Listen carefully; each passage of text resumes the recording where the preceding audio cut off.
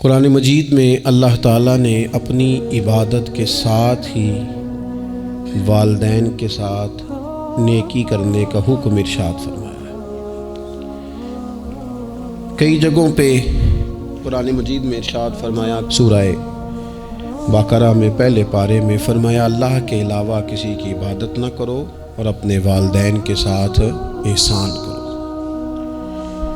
والدین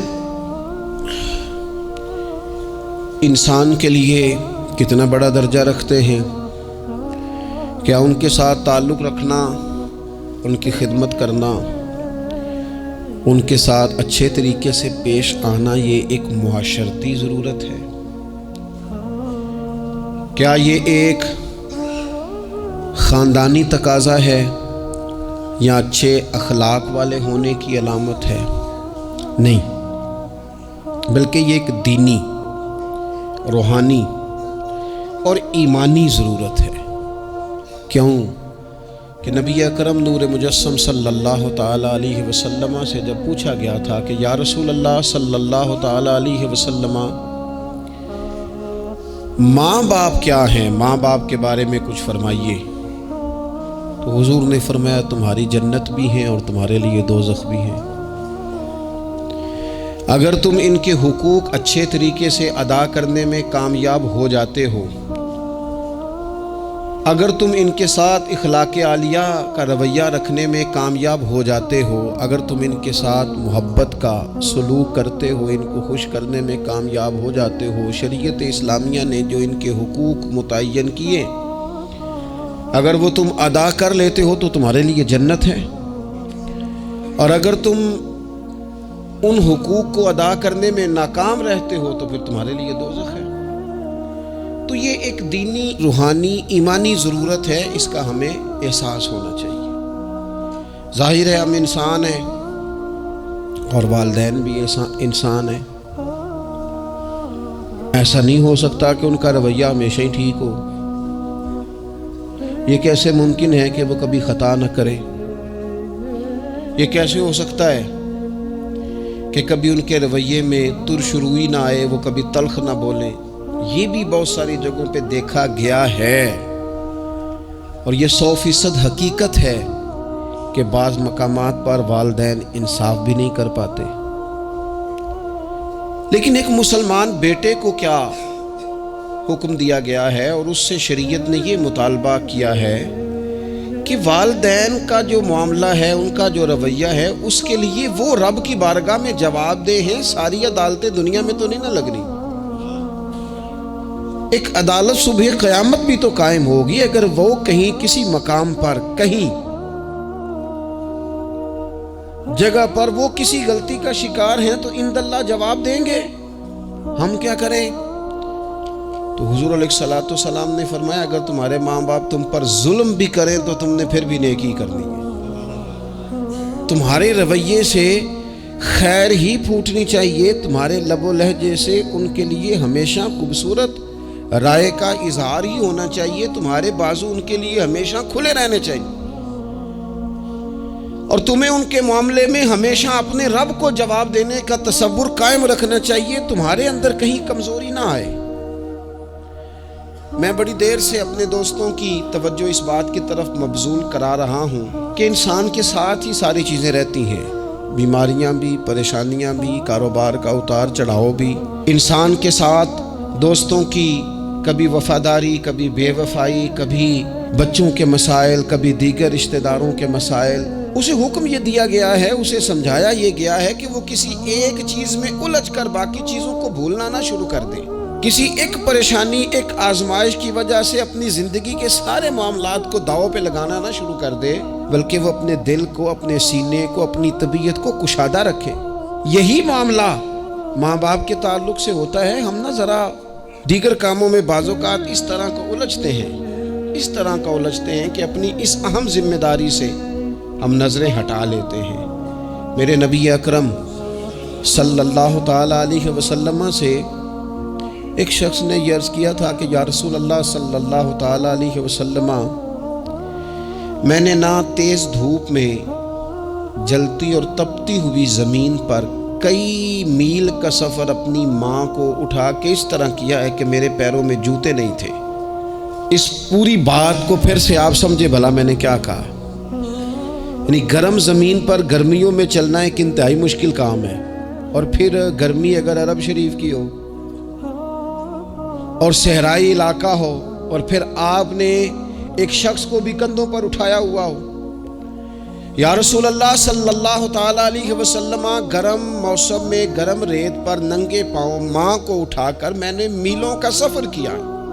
خدا را میری بات کو تقریر نہ سمجھنا، یہ ایک غلام نے اپنے نبی سے سوال کیا ہے۔ اس سوال کی لذت کو محسوس کریں اور پھر جواب کا حسن ملاحظہ کریں۔ عرض کی حضور، بڑا میں نے سنا ہے کہ ماں باپ کی خدمت کا حق ادا کرنا چاہیے، تو وہ میں کوئی حق ادا کر سکا ہوں، کوئی خدمت کر سکا ہوں؟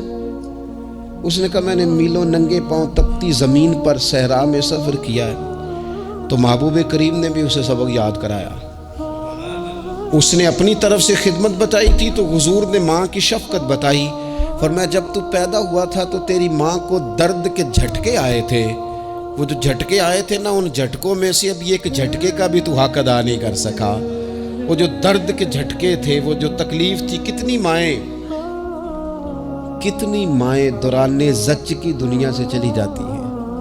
وہ بیٹا پیدا کر گئی، خود رخصت ہو گئی، وہ جان پر کھیل گئی، لیکن ایک زندگی دنیا میں چھوڑ گئی۔ لیکن کیا کبھی ایسا ہوا ہے کہ کسی ماں نے کہیں کھڑے ہو کے کہا ہو کہ اوہو میں نے بڑا کام کیا ہے، میں نے بڑی خدمت کی ہے، میں نے یہ کیا ہے، میں نے یہ اعزاز دیا ہے؟ لیکن بچے تھوڑا سا کر کے نا، آپ نے ناراض نہیں ہونا، میں نے اپنے کانوں سے یہ باتیں سنی ہیں کہ جی الحمدللہ میں نے ابا جی کو حج کرایا ہے، شکر ہے اللہ کا جی، ابا جی میرے پاس ہی تھے جی، باقی بھائیوں کے پاس نہیں تھے۔ تو ابا جی کس کے تھے؟ پڑوسی نے حج کرانا تھا، آپ کے پاس تھے نا، تو آپ کے والد ہی تھے نا۔ آپ نے یہ 20 مرتبہ بتایا ہے کہ والد کی میں خدمت کرتا ہوں، میرے پاس رہتا، یہ بھی بتاؤ کہ ابا نے مجھے حصہ کتنا دیا ہے۔ ساتھ یہ بھی بیان کرو کہ صرف ابا ہی میرے پاس نہیں رہتا، میں نے بھی ساری زندگی باپ کے پاس ہی گزاری ہے۔ اس نے بھی کبھی کہا تھا چاروں میرے پاس ہوتے ہیں، پانچوں میں نے رکھے ہوئے ہیں۔ کیا مذاق ہے، کتنی چھوٹی سوچ ہے۔ اپنے والدین کے ساتھ بڑا رویہ عمدہ کیا جائے، کبھی نہ الجھنا۔ خبردار، ایک مقام پر ماں باپ کی نافرمانی کی جا سکتی ہے، وہ کب؟ جب وہ آپ کو دین کے مخالف چلنے کا کہیں، جب رب رسول کی مخالفت کا معاذ اللہ کہیں، اور مسلمان والدین یہ کبھی کہہ سکتے نہیں۔ باقی ہر کام میں ان کی فرما برداری ہے، ان کی خدمت ہے، ہر جائز کام میں ان کی بات کو تسلیم کرنا ہے۔ بلکہ حضرت اسماء بنت ابی بکر صدیق، حضرت صدیق اکبر رضی اللہ تعالی عنہ کی صاحبزادی ہیں، انہوں نے ایک دفعہ نبی پاک علیہ السلام کی خدمت میں ایک سوال بھیجا تھا۔ عرض کی یا رسول اللہ صلی اللہ تعالی علیہ وسلم، ماں مشرکہ ہے، اللہ رسول کو نہیں مانتی، معاذ اللہ، ماں مشرکہ ہے، تو حضور وہ مجھ سے ملنا چاہتی ہے، کیا میں اس سے حسن سلوک کر سکتی ہوں؟ نبی کریم نے فرمایا تیری تو ماں ہے نا، چل تو اچھا سلوک ہی کر، تو اپنا رویہ اس کے ساتھ ٹھیک رکھ، کیونکہ تیری والدہ ہے۔ میں آج حقوق والدین پر تقریر نہیں کرنے جا رہا، بس ایسے ہی مجھے خیال آیا۔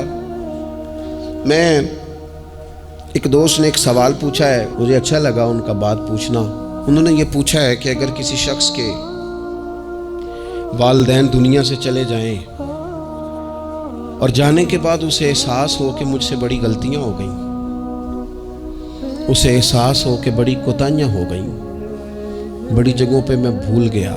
بہت سارے لوگوں کو پچھتاوا ہوتا ہے کہ یار بڑی چیزیں تھیں جو ہم کر سکتے تھے پر ہم سے نہیں ہو سکیں۔ انہوں نے پوچھا جی کوئی اب بھی کوئی اس کا حل ہے؟ تو میں نے کہا ہے نا، ہم رسول رحمت کے ماننے والے ہیں صلی اللہ تعالی علیہ وسلم۔ نبی پاک صلی اللہ تعالی علیہ وسلم نے ارشاد فرمایا، الترغیب والترہیب میں حدیث موجود ہے، حضرت انس بن مالک رضی اللہ تعالیٰ عنہ حدیث کے راوی ہیں۔ اللہ کے پیارے حبیب علیہ الصلوۃ والسلام نے فرمایا، جس بندے کے والدین یا دونوں میں سے کوئی ایک انتقال کر جائے اور وہ معاذ اللہ ان کا نافرمان ہو، تو فرمایا پھر ان کے لیے دعا کرتا رہے، استغفار کرتا رہے، کرتا رہے، کرتا رہے، کرتا رہے، امید ہے اللہ اسے نیکوکاروں میں لکھ دے گا، وہ فرما برداروں میں آ جائے گا۔ شرط یہ ہے کہ وہ ان کے لیے استغفار کرے، دعائے مغفرت کرے، اب ان کے لیے وہ اب ہی شروع کر دے ان کو یاد کرنا، ابھی اس مقام پر آ جائے، ابھی کچھ سوچ لے، تو اللہ تعالیٰ کی بارگاہ سے کرم کی امید ہے کہ اللہ اس نے جو زندگی میں اس سے غلطیاں ہو گئی، رب اس کی ان غلطیوں کو معاف کر دے گا۔ روز استغفار کرے۔ ایک دوست نے مجھ سے ایک دفعہ پوچھا تھا کہ حضرت صاحب والدین چلے گئے ہیں، ان کے لیے کیا کروں؟ تو بڑی بڑی چیزیں بھی کی جا سکتی ہیں، لیکن میں نے اپنے اس محبت والے دوست کو یہ محبت والا مشورہ دیا تھا کہ میں چونکہ آپ کو جانتا ہوں آپ نماز میں کوتاہی کرتے ہیں، آپ نہ نماز پڑھنی شروع کر دیں۔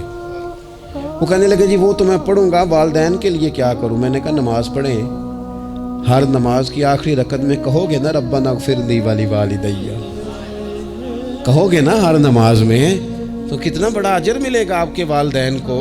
اور پھر وہ سارا اسلوب کہ پہلے آپ نے قیام کیا، پھر آپ نے رکوع کیا، پھر آپ نے سجدہ کیا، پھر آپ اتحیات میں بیٹھے، پہلے آپ نے اللہ کی بارگاہ کے اندر اس کی عبادت کرنے کا دھم بنا، پھر اس کی وحدانیت کی شہادت دی، پھر اس کے محبوب پر درود پڑھا، اتنے سارے کام کر کے اب آپ نے آخر میں کہا ربنا اغفر لی والدیّ، یا اللہ مجھے بخش دے اور میرے والدین کو بخش دے۔ تو بتائیے اللہ کتنا کرم فرمائے گا۔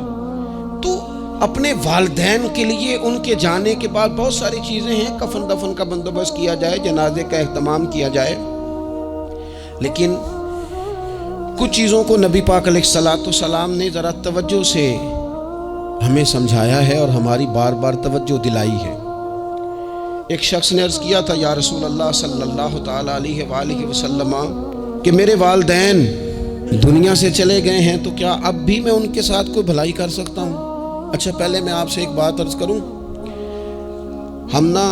ہمیں موقع ملتا ہے ختمات شریف پہ جانے کا، ایصال ثواب کی مجالس میں حاضری کا، اور پھر اللہ تعالیٰ یہ بھی موقع دیتا ہے کہ بعض اوقات مسلمانوں کے لیے دعا کرتے ہیں، اور ہمارے ذمے لگا دیا جاتا ہے کہ جناب اتنا ایصال ثواب کرنے کے لیے اہتمام کیا گیا ہے تو یہ آپ کر دیں۔ تو ہم پتہ کیا کرتے ہیں، ہم کہتے ہیں کہ جناب جانے والے کا نام بتاؤ، نام بتاتے ہیں تو ہم فلاں بن فلاں کہہ کے جو نام بتایا جاتا ہے ان کے لیے دعا کر دیتے ہیں، لیکن جب والدین کے لیے دعا کرتے ہیں پھر نام تو نہیں نہ لیتے، پھر کیا کہتے ہیں یا اللہ میرے والد کو بخش دے، میری والدہ کی مغفرت۔ اس کا مطلب ہے وہ دنیا سے چلے گئے، آج بھی ماں باپ ہیں، وہ رخصت ہوئے، انہوں نے پردہ کیا، ان کی روح کا رشتہ ٹوٹا ہے، پر تیرا رشتہ ان کے ساتھ آج بھی قائم ہے۔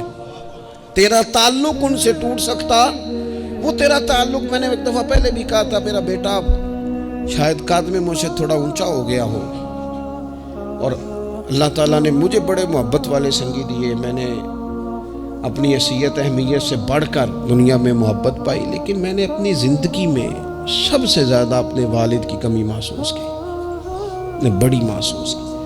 ابھی بھی کبھی کبھی سوچتا ہوں کہ کچھ باتیں صرف ان سے ہو سکتی ہیں، کسی اور سے نہیں ہو سکتی۔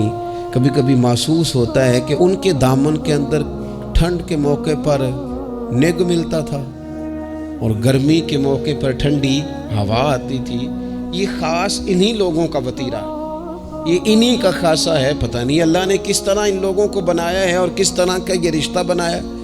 تو نبی اکرم صلی اللہ تعالیٰ علیہ وسلم کی خدمت عالی مرتبت میں عرض کیا، صحابی نے سنن ابو داؤد شریف میں حدیث ہے، عرض کی یا رسول اللہ صلی اللہ تعالیٰ علیہ وسلم میرے والدین چلے گئے تو کیا میں ان کے جانے کے بعد بھی ان کے لیے کچھ کر سکتا ہوں؟ تو نبی پاک نے 5 باتیں ارشاد فرمائی۔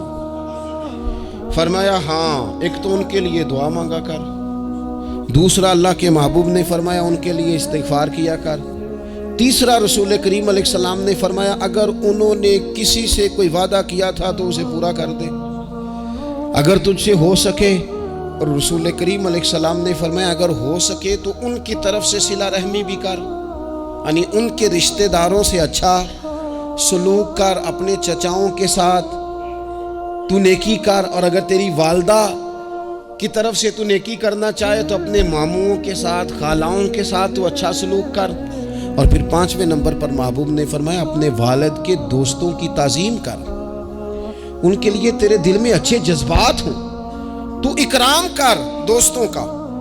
اور والد کے دوستوں کے اکرام کا تو اتنا بڑا درجہ ہے کہ حضرت ابو بردہ رضی اللہ تعالیٰ عنہ تشریف لائے مدینہ طیبہ میں۔ حضرت ابو بردہ مدینہ طیبہ میں تشریف لائے تو حضرت عبداللہ ابن عمر رضی اللہ تعالیٰ عنہ ان سے ملنے پہنچ گئے فٹافٹی۔ مصروف آدمی تھے حضرت عبداللہ ابن عمر، بہت بڑے مفتی تھے، لوگ ہر وقت مسائل پوچھتے تھے، حج کے سب سے زیادہ مسائل انہی کو آتے تھے، اور صحابہ میں ایک بہت بڑا مقام رکھتے تھے۔ حضرت عبداللہ ابن عمر فوراً حضرت ابو بردہ رضی اللہ تعالیٰ عنہ سے ملاقات کے لیے پہنچے، اور پہنچتے ہی فرمانے لگے آپ کو پتہ ہے میں آپ سے کیوں ملنے آیا ہوں؟ حضرت ابو بردہ کہنے لگے میں تو خود بڑا حیران ہوں کہ آپ ایک مصروف آدمی اور آپ ٹائم نکال کر کے میرے پاس تشریف لائے۔ فرمانے لگے اس لیے آیا ہوں کہ میرے والد آپ کے والد کے دوست تھے، حضرت فاروق اعظم کے دوست تھے آپ کے والد، اور یہ صحیح ابن حبان میں یہ لفظ موجود ہیں۔ حضرت سیدنا عبداللہ ابن عمر رضی اللہ تعالیٰ عنہ فرمانے لگے نبی پاک علیہ السلام نے فرمایا ہے کہ جو اپنے والد کی قبر میں ان سے اچھا سلوک کرنا چاہے وہ والد کے دوستوں کے ساتھ اچھا سلوک کرے، وہ اس رویے کو، اس محبت کو قائم کرے، اس چیز پر خاص اہتمام کرے، خاص ذوق دے۔ ہمارے ہاں نا جی ہم جلدی سے مصروف ہو جاتے ہیں اور اپنے دوستوں کو زیادہ ٹائم دیتے ہیں، اپنا آنا جانا، اپنا اٹھنا بیٹھنا، اپنے شب و روز ان میں ہم زیادہ وقت گزارتے ہیں۔ کرنے کا کام یہ ہے کہ تھوڑا ٹائم نکال کے، تھوڑی فرصت دیکھ کر اس پر تھوڑی توجہ دی جائے۔ اسی طرح معروف روایت سیاستہ میں موجود ہے، حضرت مالک بن دار کہتے ہیں کہ میں حضرت عبداللہ ابن عمر کے ساتھ جا رہا تھا تو میں نے دیکھا ایک بدو ننگے پاؤں اور ننگے سر آ رہے ہیں۔ حضرت عبداللہ ابن عمر نے فٹافٹ انہیں اپنی سواری بھی دے دی، سیاستہ سے حدیث عرض کر رہا ہوں، سواری بھی دے دی اور پگڑی بھی دے دی۔ فرماتے میں نے عرض کی حضرت عبداللہ ابن عمر سے کہ حضور یہ بدو ہیں، یہ تو تھوڑے سے نذرانے پہ بھی خوش ہو جاتے، آپ کوئی عام معمولی سا تحفہ بھی دیتے تو راضی ہو جاتے، اور آپ نے پگڑی بھی دے دی اور گھوڑا بھی دے دیا۔ حضرت عبداللہ ابن عمر کہنے لگے یہ کوئی عام آدمی نہیں، یہ میرے والد کے دوست ہیں، اور والد کے دوستوں سے محبت کرنا یہ ہمیں رسول رحمت نے سکھایا ہے، کیونکہ اصلاں نال جے نیکی کریے تو نسلاں تاک نہیں بول دے۔ محبتوں کو قائم رکھنا، ان کو دوام دینا۔ ہمارا تو چچا کے ساتھ سلوک نہیں رہتا، توجہ نہیں رہتی۔ ہم نے اصالِ ثواب کا جو مفہوم بنا لیا ہے وہ بڑا گڑبڑ ہے۔ اگر تو کسی کے پاس بہت زیادہ پیسے ہوتے ہیں تو وہ اصالِ ثواب کی محفل ویسے ہی ایک سیاسی اجتماع بن جاتی ہے، اور جو عام لوگ ہیں ان کا زور کہیں نہیں چلتا تو چلو مسجد میں تو چلتا ہی ہے نا، وہ آ کے کہتے ہیں مولوی صاحب کو کہ بچے بھیج دیں اور پورا قرآن پاک پڑھانا ہے ہم نے۔ بھئی نبی پاک علیہ السلام نے تو فرمایا جتنی دیر دل جمے اتنی دیر پڑھو، آپ نے کیوں پابند کیا پورا پڑھنے کا؟ اور پھر اللہ تبارک و تعالیٰ اگر معاف فرمانے پہ آئے، وہ تو پتر بسم اللہ بھی پڑھے تو اللہ باپ کو معاف فرما دیتا ہے۔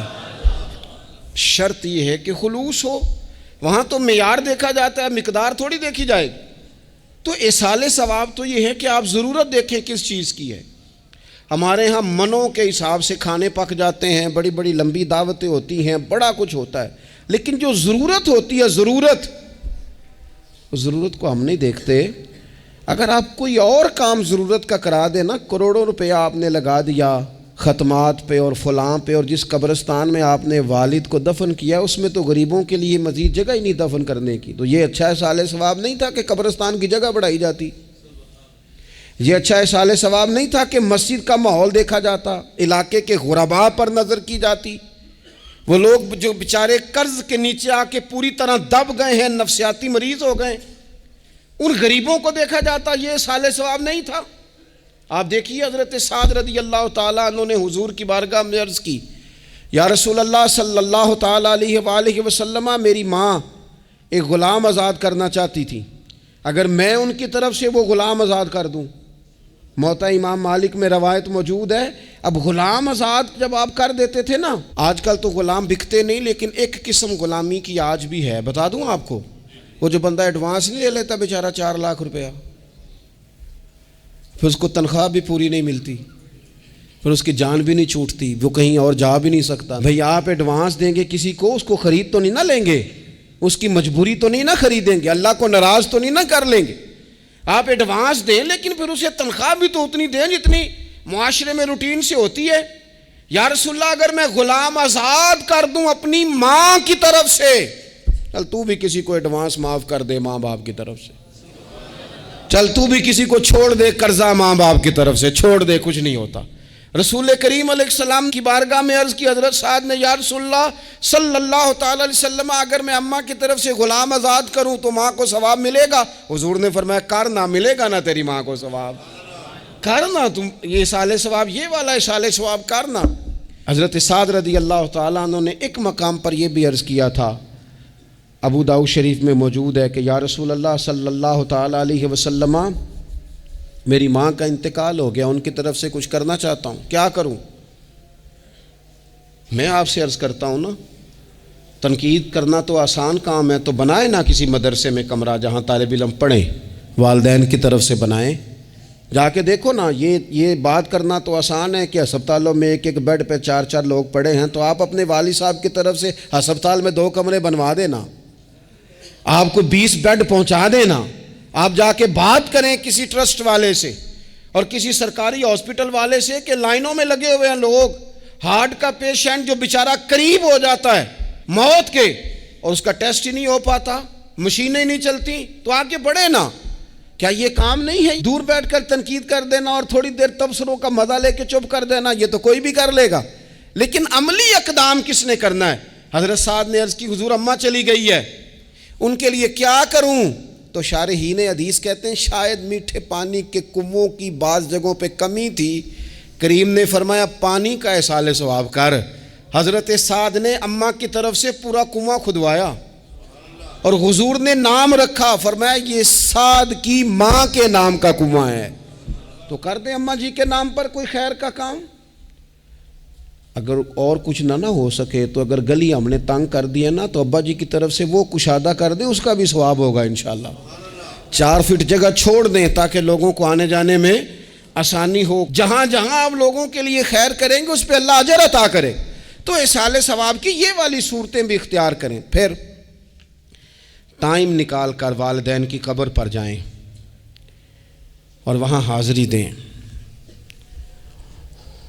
جو لوگ مزارات پر جانے کے شوقین ہیں وہ ضرور جائیں، میں بھی جاتا ہوں، اور میں آپ کو پہلے بھی کہہ چکا ہوں، میں داتا صاحب رحمۃ اللہ علیہ کبھی بھی اس طرح نہیں گیا کہ میں جلسے پہ گیا ہوں، محفل پہ گیا ہوں، کسی کام گیا ہوں تو حاضری دے لوں۔ میں سمجھتا ہوں یہ ٹھیک نہیں ہے، میں تو داتا صاحب اسپیشل جاتا ہوں، میں تو حضرت بابا صاحب بھی جب جاتا ہوں تو اسپیشل جاتا ہوں، اور میں جاتا بھی ہوں تو ان کی خدمات دینیہ کو، ان کی عظمتوں کو سلام کرنے جاتا ہوں۔ میں تو فیوزات روحانیہ کے لیے جاتا ہوں، ایز اے خاص جاتا ہوں، حاضری دیتا ہوں، یہ بڑا کمال بات ہے۔ لیکن آپ کو ایک بات عرض کروں، یہ اللہ والوں کے مزارات ہیں، ان پر ضرور جانا چاہیے، لیکن ایک بات یاد رکھنا، ہر بیٹے کے لیے اس کے باپ کی قبر مزار ہے، ہر بیٹے کے لیے اس کی ماں کی قبر مزار ہے، اس پر بھی حاضری دو۔ حاضری کا مزاج بناؤ، یہاں جا کر کے نا حاضری دے کے آؤ۔ میں قبرستان سے نکل رہا تھا تو ایک دوست نے مجھے کہا کہاں ہیں؟ میں نے کہا میں اپنے والد صاحب کی قبر پہ حاضری دے کے آ رہا ہوں۔ کہنے لگے ان کا مزار کہاں ہے؟ میں نے کہا وہ آپ کے لیے تو کوئی روایتی مزار نہیں ہے، وہ میرے لیے مزار ہے، کیونکہ میرے والد ہیں نا، وہ راضی ہوں گے تو رب راضی ہوگا۔ والدہ کے لیے نبی پاک نے فرمایا اس کے پیروں کے نیچے جنت ہے، تو جس کے پیروں کے نیچے تیری جنت ہے، بتاؤ اس کی قبر تیرے لیے مزار نہیں؟ اس کی قبر تیرے لیے باعث فیوز و برکات نہیں؟ تو نبی پاک صلی اللہ علیہ وسلم نے فرمایا ایک روایت میں، جو ہر جمعے والے دن اپنے والدین کی قبر پہ جائے گا، اللہ تبارک و تعالی جانے والے کی بھی بخشی فرما دے گا۔ تھوڑا سا نا مخصوص سا ٹائم نکالیں، کچھ تھوڑا سا ارادہ کریں، حاضری کا پروگرام بنائیں۔ ایک بات اور عرض کرنی ہے یہاں، اس کو میں بڑا ضروری سمجھتا ہوں آخر میں آپ کی خدمت میں عرض کرنا۔ ایک بات اچھی طرح سے طے کر لینا، کچھ چیزیں ایسی ہوتی ہیں جو ادھار ہوتی ہیں، کچھ ایسی ہوتی ہیں جو نقد ہوتی ہیں، بالکل نقد، ان میں ادھار نہیں ہوتا۔ وہ کہتے ہیں نا جی ہم جی ادھار کا کاروبار نہیں کرتے، ہمارا سارا کاروبار کیش کا ہے، ہم بالکل ایک ہاتھ دے دوسرے ہاتھ لے، ہمارا یہ سلسلہ ہے، ہم بالکل جو ہے نا کسی قسم کا کریڈٹ پہ نہیں چلتے۔